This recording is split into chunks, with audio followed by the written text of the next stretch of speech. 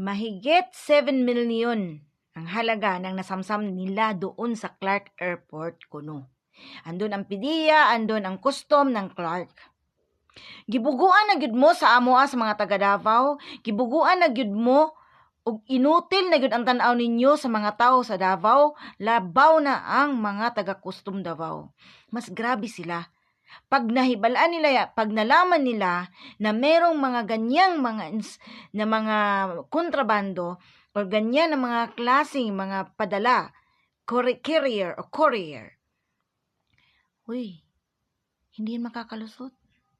Kaya Clark PDEA at Clark Custom, akala nyo ba sa mga taga Davao, mga bubo, mga tanga, mga hi butterfly?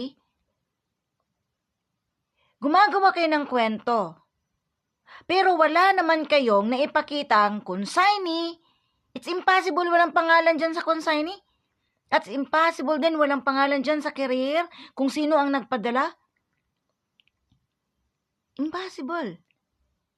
Nakita nyo na para sa Davao pero alam nyo kung sino ang nagpadala. It's impossible wala doon. O ipakita nyo, dapat hinuli nyo na. Hindi nyo agad antimano, pinapapriskon, pinapalabas sa media.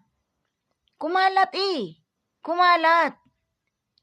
Ngayon, nasaan ang consignee? Alam nyo, ako, nag-aral naman kayo eh.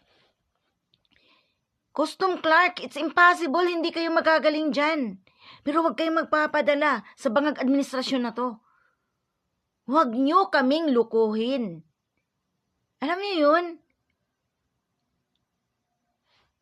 Ginagawa niyong bobot tanga ang Davao.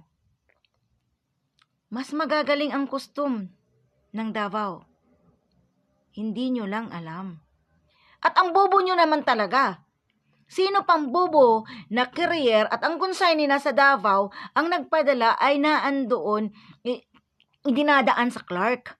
Galing Austria. From Austria, direct to Davao. Bakit?